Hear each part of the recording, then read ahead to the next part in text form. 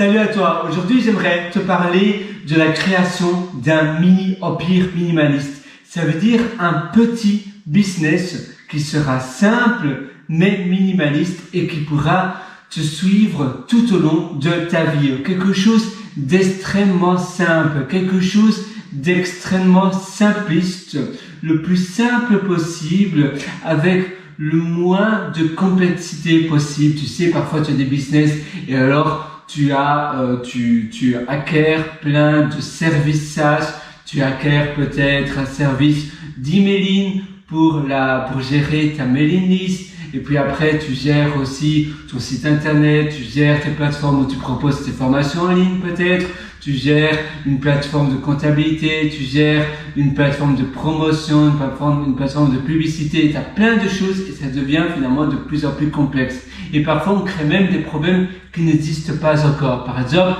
tu viens à peine de commencer ton business et tu penses déjà comment trouver un bon service SaaS pour générer des factures plus facilement, ou bien une mailing list et tu as encore 0 client. Eh bien non, ça ne sert à rien. Il faut toujours commencer le plus petit possible. Et puis après, au moment où ça commence à être douloureux, si tu le fais manuellement à la main, là tu pourras chercher un service. Mais il ne faut pas créer non plus un problème, parce que finalement, trouver un service quand tu as seulement 10 clients et tu cherches le meilleur service pour gérer ta base de clients comme un CRM, ça ne sert absolument à rien. Donc, commencez petit, minimaliste, le plus simple possible, et ainsi, tu vas rendre tous les aspects de ta vie très simples également. Parce que finalement, le but, c'est d'avoir un business qui reflète notre vie. Moi, je vis dans un environnement assez minimaliste avec peu de choses. Et mon business, ou mes business, quand j'en ai plusieurs, ils sont aussi très minimalistes. La manière dont je travaille dans la société, parce que je suis aussi salarié, eh bien, c'est une manière de travailler très minimaliste. D'ailleurs, maintenant, je suis seulement salarié, mais avant, quand j'habitais au Royaume-Uni, par exemple, j'avais une entreprise, une société, et j'essayais qu'elle soit la plus simple possible, la plus minimaliste possible. Je fais une seule chose à la fois et rien d'autre. Parce que souvent, quand tu commences à travailler, tu vas regarder Slack. Tu sais, Slack en entreprise, c'est une messagerie instantanée où tu peux parler à tes collègues et autres. Tu vas regarder cela et puis tu vas regarder tes listes de tâches que tu dois faire. Par exemple, moi, je suis développeur informatique. J'utilise Jira, tu as peut-être Trello ou autre chose, ou Asana. Et là, tu as plein de petites, des étiquettes où tu as les listes de travail que tu dois faire et tu les déplaces d'une colonne à une autre. Et ça m'embrouillait vraiment l'esprit, le cerveau, parce qu'il y avait tellement de choses à prendre en compte.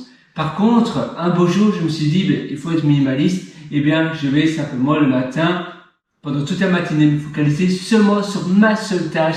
À point, c'est tout. Et je dis à mes collègues que je ne suis pas joignable. Je mets une petite icône de notification sur Slack pour dire je ne suis pas joignable, je suis en mode focus. Et ainsi, ça me permet de travailler en toute tranquillité, en bonne conscience aussi, parce que je sais que mes collègues le verront bien sur Slack et sur autre chose que je ne suis pas joignable directement. Si tu passes une semaine un peu off, en mode un peu ermite, tu peux même mettre un email automatique, comme ça quand tu as quelqu'un qui t'envoie un email, il va directement recevoir une réponse comme quoi tu n'es pas directement joignable. Et ça te permet de savoir que de toute façon les personnes sont averties, tu es difficilement joignable, mais tu te focalises sur les choses importantes. Au lieu de te focaliser sur les choses urgentes, instantanées, tu sais, le flux instantané, c'est un peu comme des champignons. Ça pousse, tu en enlèves un, il y en a un autre qui pousse, tu en enlèves un autre, il y en a un autre qui pousse, et c'est sans fin. Si tu te focalises sur l'essentiel, sur ce que tu dois vraiment faire, eh bien au moins, tu auras la conscience tranquille. Et d'ailleurs, je vais te montrer, je me suis acheté un livre qui s'appelle One Thing. C'est ce livre-ci. Et c'est un livre que je te conseille.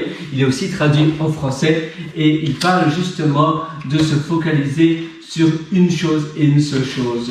Donc voilà, je te conseille de lire ce livre. C'est un livre assez chouette. Et là, on parle aussi de balance life. Donc tu sais, la life-work balance. Work-life balance, c'est quelque chose, c'est un principe assez connu. Je vais te montrer. Work-life balance.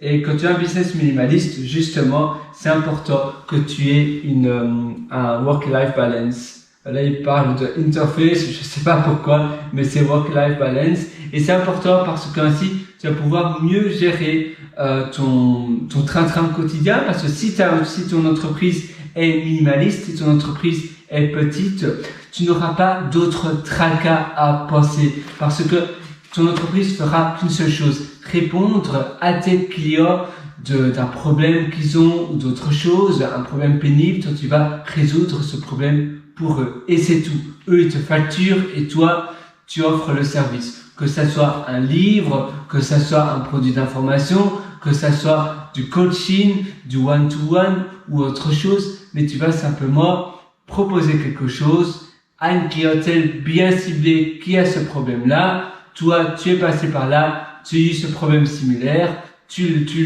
aides ces personnes-là et en échange, ils te facturent, ils te payent, toi tu leur factures plutôt et eux te donnent de l'argent et donc te récompenser de cet argent. Ça doit être aussi simple que cela. Et tu peux utiliser pour cela un service tout fait comme Podia qui propose aussi, tu peux proposer du coaching sur Podia, tu peux proposer des formations vidéo comme celle que je suis en train de faire, tu peux proposer des formations gratuites, des formations payantes, tu peux même écrire des articles de blog. Il y a un moyen d'écrire des articles de blog si tu tapes Podia, how to write blog articles, tu trouveras sur internet. Tu as plein d'autres choses que tu peux trouver. D'ailleurs, si tu veux, on peut regarder cela directement ensemble si ça t'intéresse. Et comme ça, tu ne dois même pas avoir de site WordPress ou autre. Tu ne dois pas avoir de réseau social. Tout est managé via Podia. Podia, how to write blog articles. Allons voir cela. Alors, tu vois, how to start a blog in 6 steps.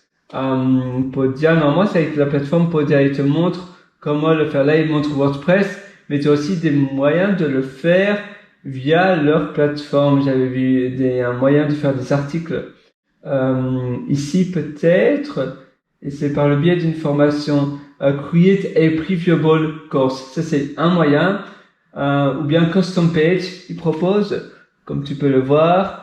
Using the community feature aussi. Donc voilà, ça c'est le moyen pour le faire et ça se trouve, donc tu tapes simplement en réalité how to create a blog on your site avec Podia. Donc voilà, moi je te souhaite tout le meilleur sur ce.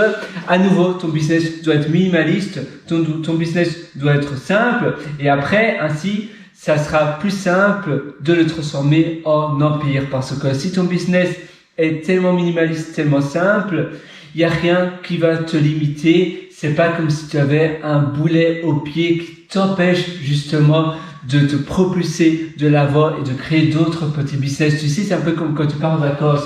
Si tu pars en vacances avec un seul sac à dos, moi je pars partout. Comme ça, je suis parti en visa vacances travail en Nouvelle-Zélande. D'ailleurs, en Nouvelle-Zélande, c'était un sac encore plus petit. Et en Australie, avec ce sac-ci, en Working Holidays, pendant 2 ans, j'avais ce sac à dos-ci. Et toute ma vie tient dedans. Et en Nouvelle-Zélande, c'était encore plus petit. Je suis parti pendant presque 10 mois, pendant 9 mois, avec un sac comme ça, tu vois. Et finalement, c'est tout simple. Si tu avais une valise, tu dois attendre à l'aéroport que ta valise arrive. Tu as 90% des choses que tu utilises, seulement 20-30% des choses qui sont dans ta valise. Tu prends toujours trop dans ta valise. Ça va t'encombrer, tu vas devoir transporter cette valise partout, ça sera douloureux. À chaque fois que tu vas d'un hôtel ou d'un hostel à un autre, tu seras en train de la traîner. Comme je t'ai dit, dans l'aéroport, tu n'as même pas la garantie qu'elle ne soit pas perdue. Tu perds du temps là, après dans les bus, etc. C'est lourd, c'est douloureux, il faut la transporter. Eh bien, un business complexe, c'est pareil qu'une valise quand tu pars en vacances. Si tu as un sac à dos, eh bien, tout léger comme cela, tu vois, ce sac à dos, je le mets sur mon dos et c'est vraiment tout léger. Et bien ainsi, comme ça, tu pars où tu as envie, c'est léger. Tu peux aller d'un endroit à un autre dès que tu as envie. Tu prends le bus, tu prends l'avion. Il n'y a pas de problème, il n'y a pas de chipot, il n'y a pas de problème de poids. Tu ne dois pas enregistrer ta valise avant dans l'aéroport. C'est simple et pour ton business, c'est exactement pareil. Si tu as un business minimaliste. Et ainsi, tu vas pouvoir voyager beaucoup plus avec un sac à dos, mais c'est pareil, avec ton business, tu pourras aller beaucoup plus loin et propulser finalement ton business beaucoup plus haut. Au plus c'est complexe, au plus c'est lourd, au plus tu vas prendre du temps à prendre des décisions différentes et ça va te ralentir surtout. Voilà, moi sur ce, je te souhaite tout le meilleur. Et d'ailleurs, si tu veux aller encore plus loin, je t'ai concocté plein d'autres ateliers qui se trouvent sur mon site pierrewriter.com, c'est pierrewriter.com.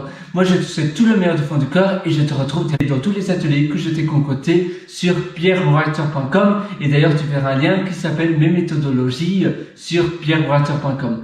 À tout de suite. Ciao.